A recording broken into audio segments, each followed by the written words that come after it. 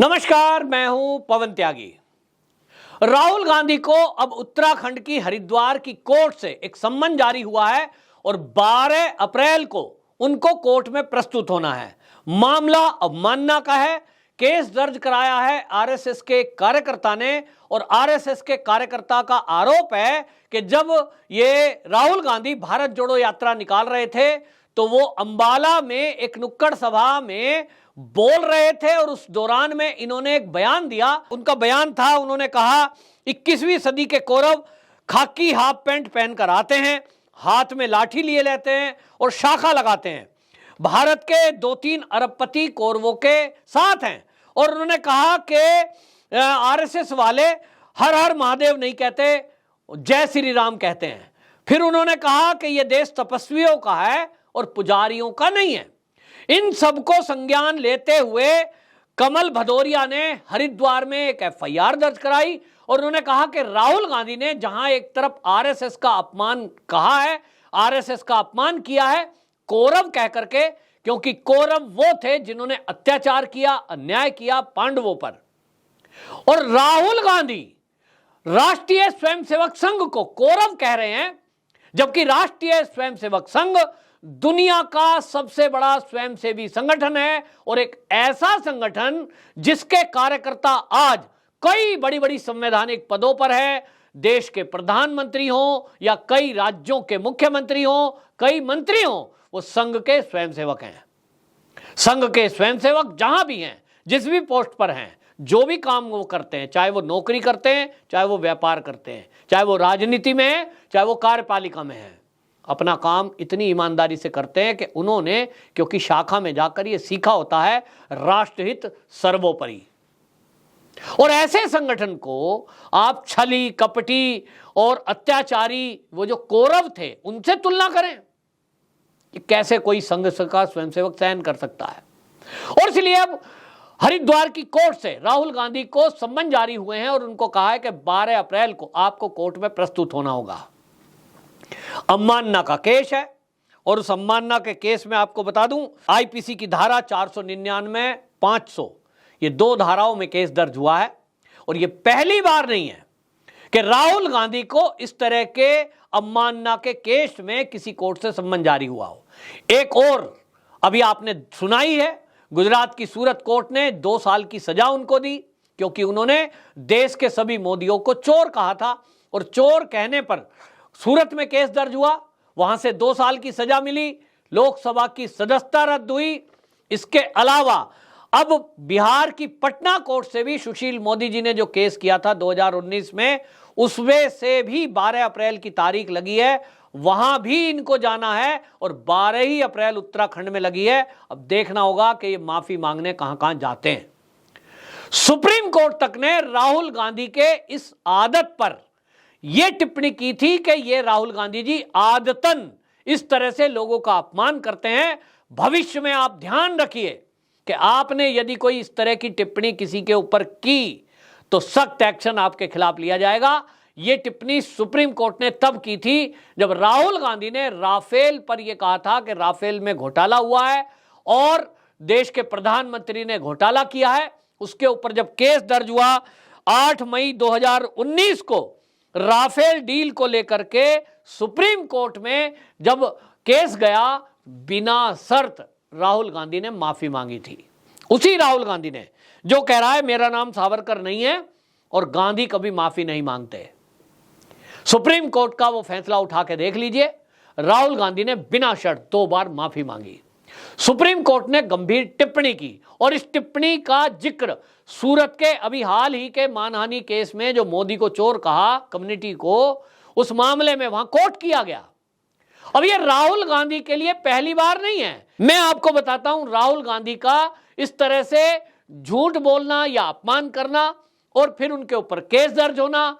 अब ये बात अलग है कि राहुल गांधी को कुछ कांग्रेसियों ने चढ़ा दिया है कि तुम माफी मत मांगना, माफी मत मांगना, तो सावरकर जी का अपमान बीच में जोड़ दिया। ये बात अलग है कि अब सावरकर जी के मुद्दे को लेकर भी ये जो कह रहे हैं कि सावरकर ने अंग्रेजों से माफी मांगी, इसको लेकर सावरकर जी के पोते ने इनके खिलाफ एक केस दर्ज कर दिया है। और अब इनको उस मामले में भी जवाब देना पड़ेगा। तो अब आप देखिए कि आपको मैं बताता हूं राहुल गांधी ने कब कब कहां कहां क्या बोला। अब तक कुल मिलाकर के लगभग 13 एफआईआर इनके खिलाफ अलग अलग मामले में है और सभी मामले ये अवमानना के हैं। इसके अलावा आप सब जानते ही हैं नेशनल हेराल्ड मामले में 5,000 करोड़ का घोटाला, उसमें ये जमानत पर है। और अभी एक और नया मामला आने वाला है, वो मैं खुलासा बाद में करूंगा कि राहुल गांधी की जो विदेश यात्राएं हैं उसका कच्चा चिट्ठा आईबी ने इकट्ठा किया है, इंटेलिजेंस ब्यूरो ने, और बहुत गंभीर चौंकाने वाले मामले सामने आए हैं। जॉर्ज सोरोस की पत्नी से मिलकर राहुल गांधी आए कि नहीं, ये सवाल है, बाद में खुलासा करूंगा। लेकिन कुछ चीजें इसमें आई हैं आईबी के हाथ, और अब इन चीजों पर खुलासा होने जा रहा है। पूरा देश जानेगा कि राहुल गांधी विदेशों की यात्रा में आखिरकार करते क्या थे। गंभीर बात है, देश विरोधी अभियान का हिस्सा है, और इस तरह की चीजें बाद में आएंगी, लेकिन देश के अंदर ये क्या करते हैं ये मैं आपको बताता हूं। ये इन्होंने जो बोला था, जो अभी जिसको लेकर के इनकी मान्यता रद्द हुई है, उसके अलावा आपको बता दूं सुशील मोदी ने 2019 में केस किया था। 12 अप्रैल को उस मामले में पटना की कोर्ट में राहुल गांधी को प्रस्तुत होना है। सारे मोदी चोर है इस मामले को बोला था। 2014 में संघ पर महात्मा गांधी की हत्या का आरोप इन्होंने लगाया था और कहा था संघ वालों ने गांधी की हत्या की, गांधी को क्यों मारा, इसको लेकर के इनके ऊपर महाराष्ट्र की भिवंडी में एक केस चल रहा है, अभी मामला पेंडिंग है। दूसरा 2016 में इन्होंने एक झूठा आरोप लगाया था असम के वैष्णव मठ पर।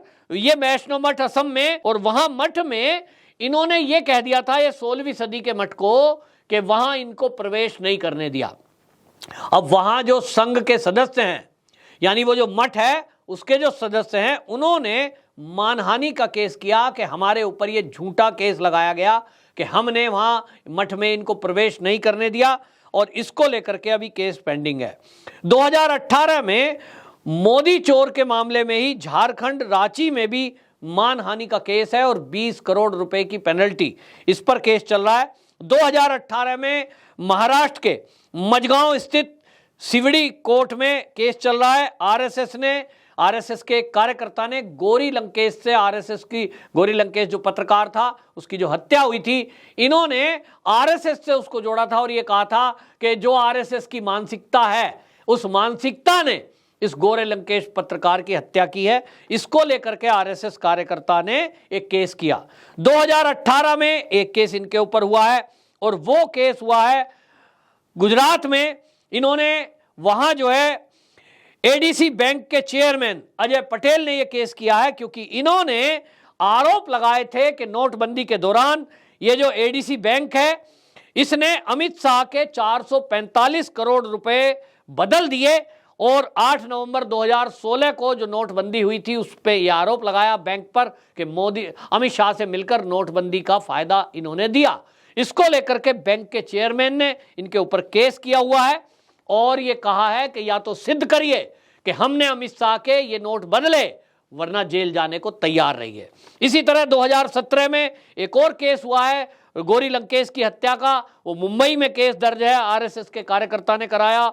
2018 में एक केस गुड़गांव में दर्ज है, राफेल में घोटाला इन्होंने बोला, उसको लेकर झूठ बोलने को लेकर और मोदी सर के ऊपर सवाल उठाने को लेकर ये गुड़गांव में केस दर्ज है। राहुल गांधी के ऊपर 2019 में एक कोर्ट में केस किया गया अहमदाबाद की, और वो मामला था, इन्होंने कहा था कि जबलपुर में जो तत्कालीन बीजेपी के अध्यक्ष की हत्या हुई उसमें अमित शाह का हाथ है।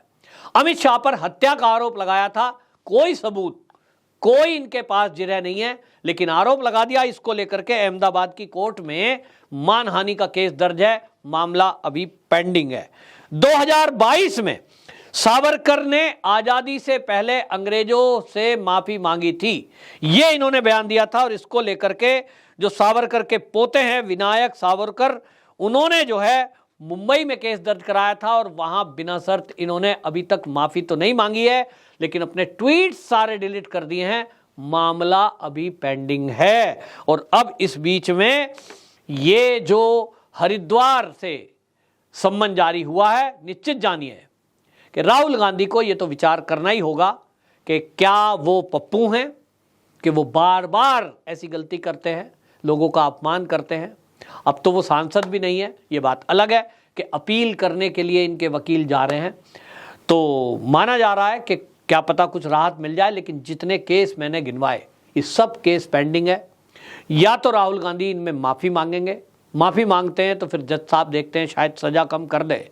लेकिन राहुल गांधी अगर अपनी पुरानी बात पे अड़े रहते हैं कि वो गांधी हैं, माफ़ी नहीं मांगेंगे, तो फिर देखते हैं इनका क्या हाल हो सकता है। आप में से कोई कानून के जानकार होंगे तो ज़रूर बताइए कि इतनी एफआईआर अलग अलग क्षेत्र में इनके खिलाफ है, तो ऐसे में इनका क्या हश्र हो सकता है। और ये भी बताइए कि जिस बात को लेकर के प्रियंका गांधी वाड्रा ये कहती है कि मेरे भाई को पप्पू क्यों कहा जाता है, इसमें क्या कहने वाले कुछ गलत हैं या उनका कहना इनके बुद्धि को देखते हुए ठीक है। वंदे मातरम।